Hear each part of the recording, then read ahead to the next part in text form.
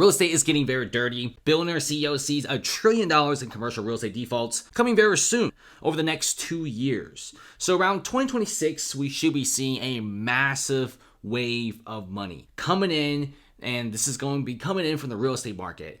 And if it doesn't come in, guess what? Buildings are going to default, banks are going to be mad, and right now we're already seeing the slow and steady collapse of some of America's finest cities. Used to be hubs of innovation, hubs of companies and employees all working here. From Manhattan to Chicago to Seattle to San Francisco, even San Diego gets a bunch of companies, and used to be one of those big hubs. It attracts international attention. People from all around the world come to America to buy commercial real estate because it's great. We have some of the finest companies in the world. I mean, Apple is almost $3 trillion bucks. So what's happening here? Why is commercial real estate so bad? And if you're spending $3 million on a commercial property in Chicago, for example, you might as well dump that money into a crypto meme coin. At least cryptocurrencies and some of those tokens will one day, or maybe not at all, go all the way to the moon. But if you buy commercial real estate, it will never, 100% never go up in value, especially with remote work staying, hybrid work staying. And if you bought it in one of these sanctuary cities, or if you bought it in like some of the California's big cities, even Texas, you're kind of screwed right now. And guess what?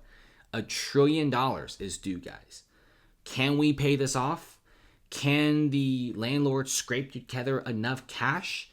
I don't think so. Look at this. Oakland, for example, has a massive commercial property market. Before the pandemic, it was very expensive. You had guys like Blue Cross Blue Shield, Pfizer, the Kaiser guys, they all stayed here. But now Oakland ran themselves to the ground. In fact, it's so dangerous that companies are telling employees to stay inside for lunch, giving free Uber rides because the crime is so crazy high. Then check this out. San Francisco, who's known for tech, Fortune 500 companies, Google, Intel, Netflix, they stay here. This is the real San Francisco on the bottom. It used to be concentrated in the Tenderloin neighborhood, which is very close to downtown. But now that is becoming spreaded. It's going to the Civic Center. It's literally right next door to the Twitter HQ. It's getting closer to Nob Hill and downtown to Salesforce Tower. The San Francisco government just basically doesn't care. They're fine with the streets being filthy and dirty and filled with tents and just having open air drug markets everywhere. A lot of these cities don't care, and this is what's causing this really scary decline in commercial real estate. Guys, just giving guys a quick example. For example, Sydney or Auckland, Singapore, for example. These are all highly sought after commercial real estate property areas. Why is that? It's because very low crime. There is no tents. There is barely any homeless people.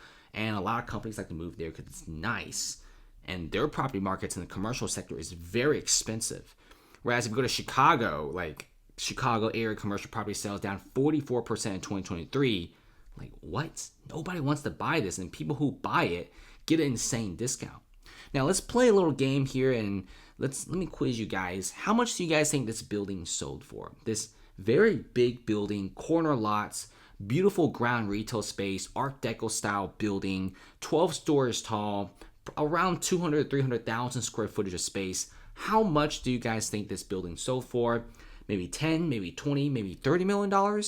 Maybe even $50 million. Well, let me tell you guys, it sold for $4 million. Yes, for a price of a Manhattan 2-bedroom condo, you could buy a whole building in Chicago because their commercial property basically went to the gutter. Now, this is pretty much sweating for a lot of buildings like this one here, that one behind it, and here on the left. A lot of these buildings, like, hold on a second. If our neighboring building sells for negative 89% off, what about our price tags? They're going down the drain. In fact, it's so bad to the point people are like, let's just not pay these buildings. That's what a lot of landlords are doing. We're already seeing record defaults. Defaults are so heavy, even regional bank stock, New York City Bank, literally sells off. Used to be $10 a share, now it's at $5 a share. It might actually collapse right now. And it's a community bank, it's massive, over 100-year history. They have too much commercial real estate, so much commercial real estate loans that are about to default that people sold off. Some of the biggest shareholders literally jumped off the ship. They couldn't take it anymore.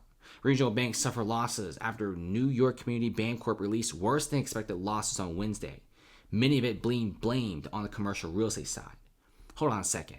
How are banks affected by these tall skyscrapers that are looming on our skyline? Well, it's because a lot of these tall skyscrapers, they are symbols of wealth. They have a lot of money. Each building costs sometimes even billions of dollars to build. Look at San Francisco, for example. Let me drop you guys off in the city right now. Look at this building. It's probably worth hundreds of millions of dollars. This one's probably very expensive. But what if I tell you a lot of these buildings are 50 to 70% off? You probably won't believe me until you check out the transactions. It's actually true. Like this building here. It probably initially sold for $300 or even $500 million at the peak. And they took out a massive loan, but now it's only worth $100 to $150 million, maybe even less. In fact, I know it's less because some of the surrounding buildings literally sold for dirt cheap prices. So a lot of these landlords are just like, screw it, let's just default and let's call it a day. And who's left holding the bag? Commercial real estate. And no wonder these big banks who have a bunch of these commercial loans are taking a huge beating. So yes, we have a lot of problems in our city, so much so that companies are moving out. Real estate prices are dropping. And many of these big shot CEOs are seeing a massive downturn. Banks want their money back. Banks don't want worthless boxes of concrete and steel. Banks want green cash. They want gold. They don't want this trash. They don't want these for lease signs on their buildings. So can we pay $1 trillion in commercial debts and loans in the upcoming 2 years? Many people are saying it's absolutely no. We already got a whole entire bank literally collapsing because it had too many commercial real estate loans in their portfolios. This is causing many people to get very frightening. And also Western Alliance and Valley National were among the firms seeing their shares drop on Thursday. Now, what's going to happen here? Let me tell you guys, there's about 4,000 small banks in the United States, and about 300 of them have immense amounts of commercial office loans.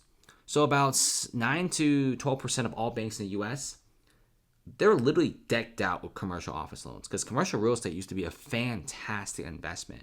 And they were still investing it during the pandemic because it was cheap.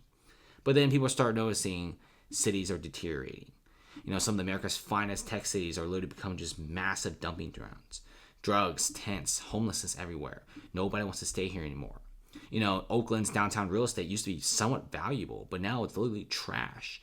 Imagine a lot of these companies, they don't want to stay here anymore. They're leaving as soon as the lease is up, and they don't want to stay. San Francisco vacancies at 40%, Oakland at like 38%, Manhattan's 20%, and many other places are nearing 30%. And no wonder many of these commercial office loans are taking out whole entire banks in the U.S. If you guys think the banking situation is over, think again. I think we're sparking new fears in the commercial side, and more sell-offs are coming. This is becoming a very dangerous game in the commercial real estate property market. And I honestly don't know if we can be able to pay this off, guys. This is truly something that's going to destroy the real estate market.